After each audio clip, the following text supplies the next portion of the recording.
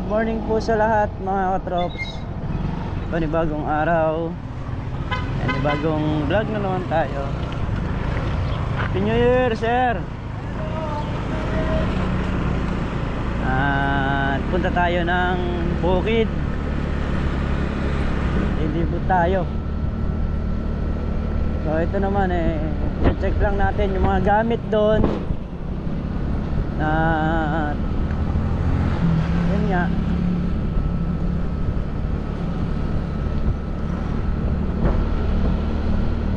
para malibot din natin.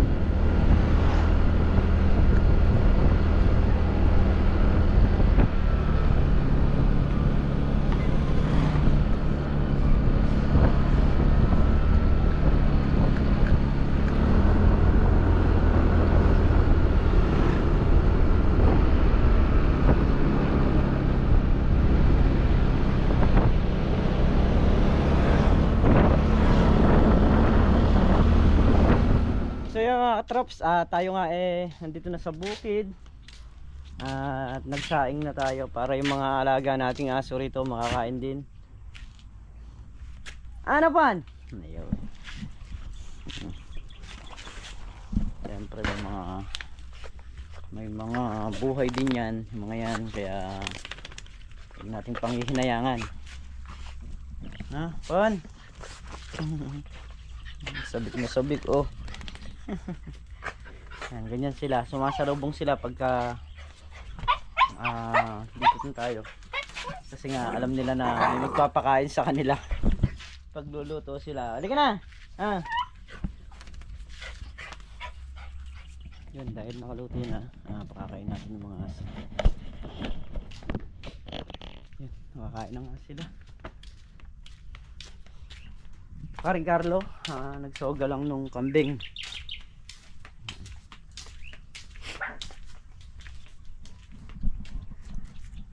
Sinuga lang yung kanyang mga alaga.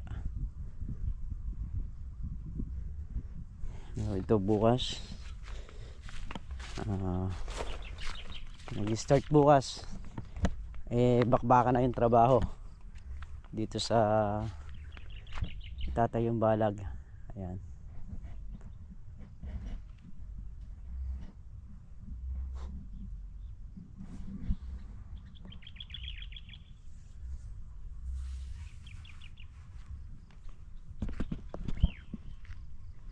Andun na rin yung buho kahapon, yung in-order natin. Binaba na nung sa kariton, nilagay na doon. Tapos dito may isa rito nakatambak doon, meron din para ikakalat na lang. So kahapon kasi talagang hindi pwedeng pumasok yung sasakyan dito, gawa nung galing umulan, naputik, baka hindi na makaalis dito yun. Kaya naman obligado tayong ipahakot sa kariton. Ngayon kung may darating man ng mga 3 o 4 na buho at hindi uulan, so maipapasok na natin dito, maididiretso na natin.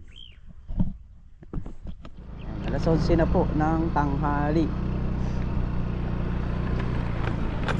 Kami po hindi nagdala ng pagkain dito, sa bahay na lang manananghali. Ayan si Paring Carlo, tumuso nga, nagsoga ng kanyang mga alaga.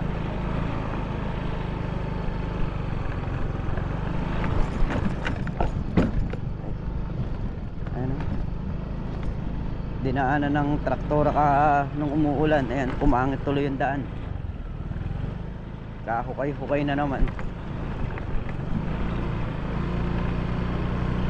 Dapat talaga pagka umuulan hindi nagpaparaan ng mga traktora dito. Ay, pre, kalaki ng bayawak. Asa butas, ayan o. Asa butas. Asa butas. Bayawak. Maliit ah. Diyan o. Andyan nga. Hindi nga, kaya lang dyan lumabas yung ulo. Mababaw lang yan. Ay, nadulas tayo. Kadulas. Ay, malalim pre. Manasa ka natin yung TVC na yan. Bayawa ka laki. Laki ng ulo Bagay malaki yung ano na yung TVC na yan. Diyan pala sa butas. Gulat ako may bayawa. Yan mga katraps, ito yung karugtong nating vlog. Kakalat na natin itong mga buho. Bali pipiliin natin kasi kailangan natin panggilid yung matataba talaga.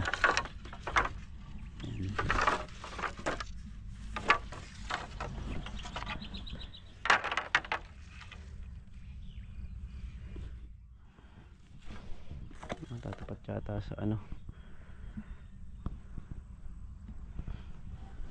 Tingnan natin kung matatapat dito sa hindi matatapat sa kalamansi.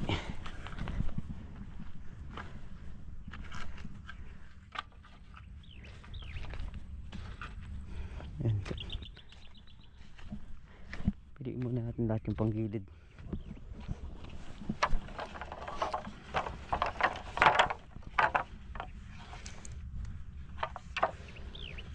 Yung mga solid na tinatawag mga troops para naman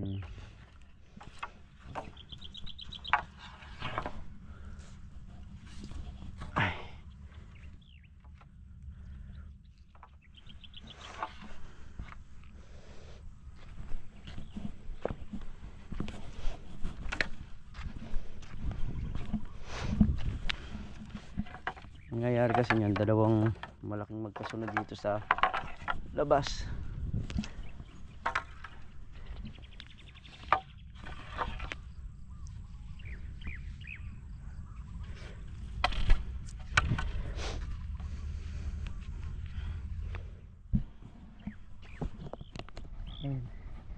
Yung kabilang side meron na mga katrops, yung sa kabila na yun.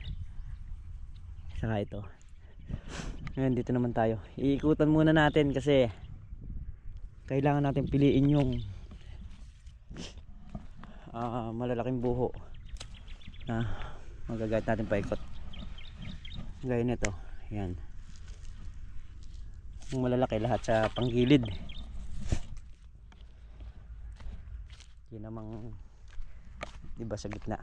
Tapos magsasalit tayo ng ibang ano dyan, ng ibang buho yung manggagaling sa kabila, kasi yung kabila paikutan din natin ng mga bagong buho yun.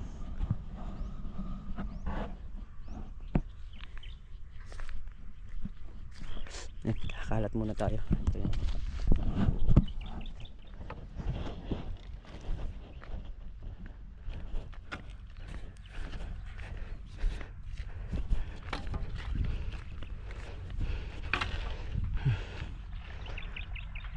Itong dalawang block, ayan, ikutan na natin. Iuhod na natin to kasi yung buho natin kulang pa, iilan pa lang yan. Ngayon pag may dumating doon ng mga 3 o 4 saka natin kukunin doon para makumpleto tayo rito. Ang kailangan ko kasi ano pa 640. Yan.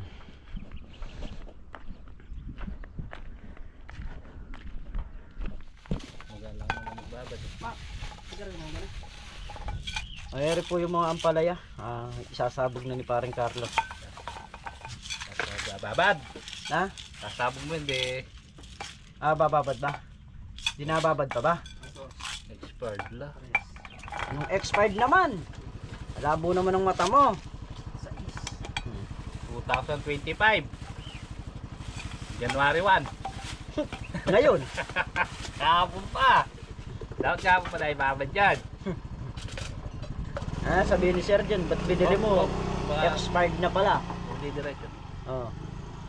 Paring Carlo ka ako. Expired lang yung paningin. Matatanim yan po yung sibo sa isa. Hindi, ados ngayon. 3 araw. 4-5.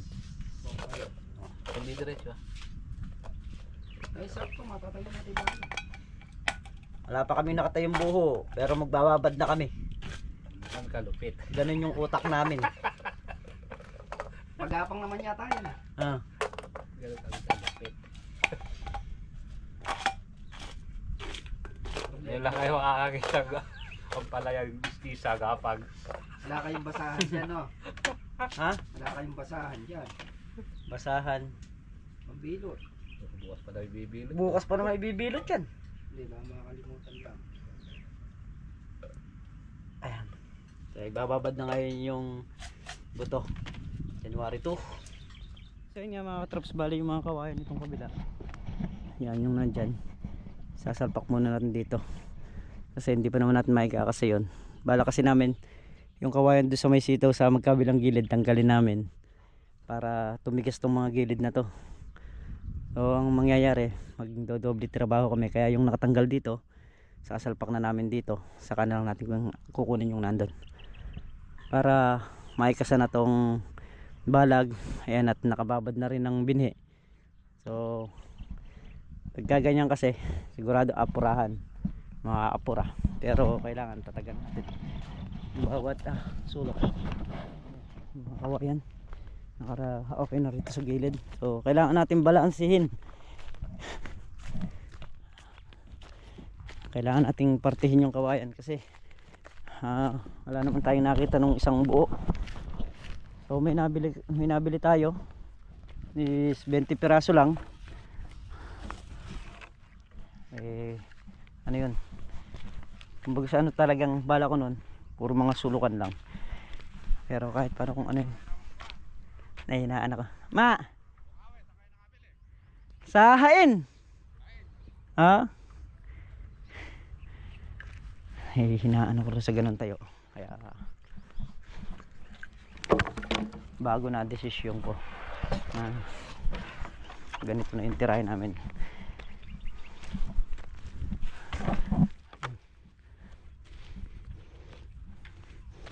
Kasi hindi lang minsan gagamitin ito.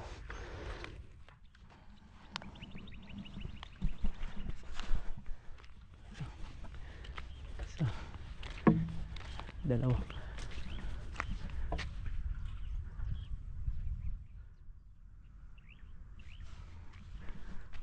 Sabay kawain natin.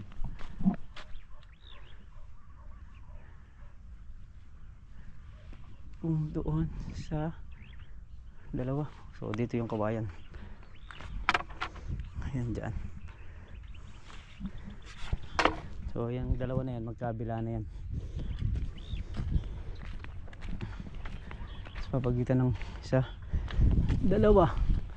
Dito naman to sa kabila.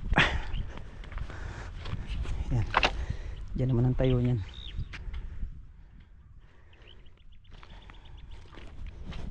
Punta tayo dito.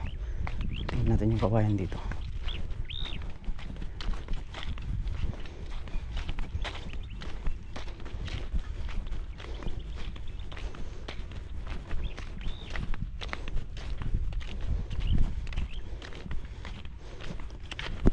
Yung mga kawayan niyan kasi kailangan magtapat-tapat.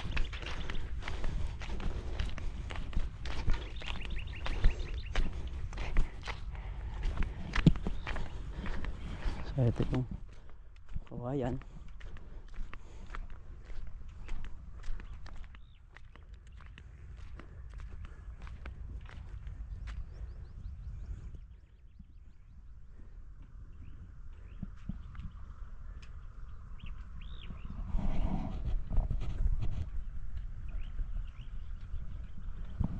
Yan. Isa, dalawa dito.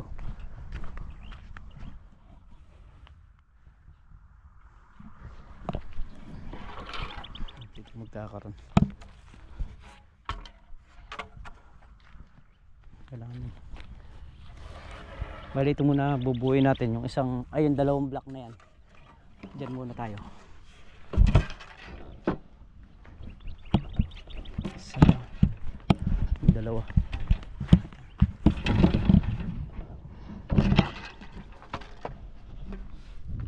Yung ibang buho ron, kinuha na nila tol na riyan.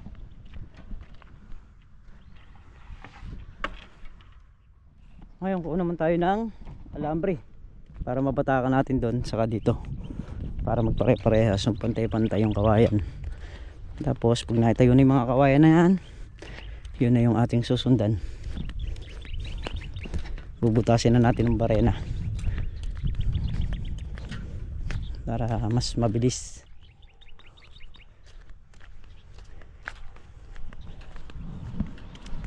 Mamaya tatapatan na lang yung mga nangakatayong kawain dito sa dulo rin. Sabi magiging abala na lahat yan.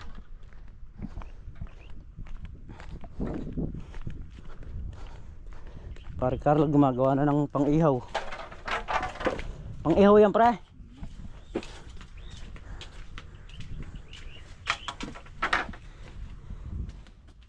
Ayan, kumuha lang ng tansi si Tol Nariel. Tatansian nga namin tong mga ano rito.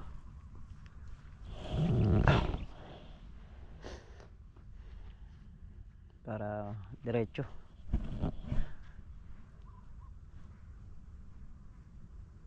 Saka yung mga dayos para diretso yung pagsasalpakan ng buho. Tatansian natin ng pagganon yan, saka yung pabarega. Ayan. So yung ibang buho na galing dito sa taas, nakakalag na, nakatali na. So ililipat na lang dito.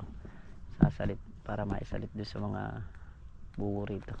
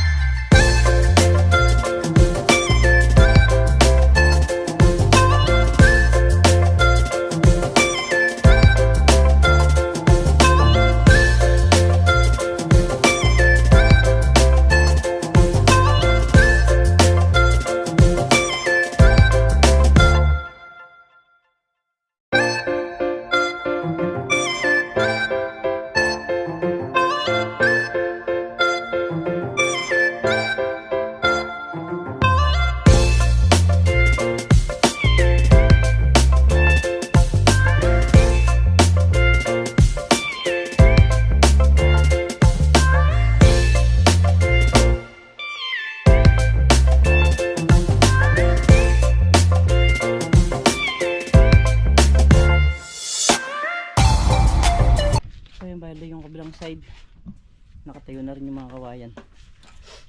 Bali nakasunod si Tol Nariel sa kasi makmak na nalagay ng buho. So yun mga katraps, bali nakapaikot na siya ng kawayan sa gitna naman. Yung pang gitna niyan nalagyan pa namin ng batangan dito yan sa gitna. So yun, tapos na namin butasan yung mga kawayan.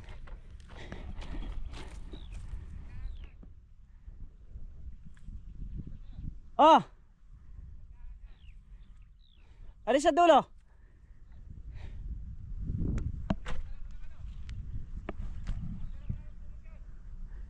Ito? Oh!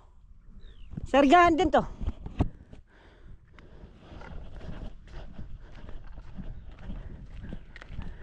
Ayun, lakad ka rin na ng mga tulos.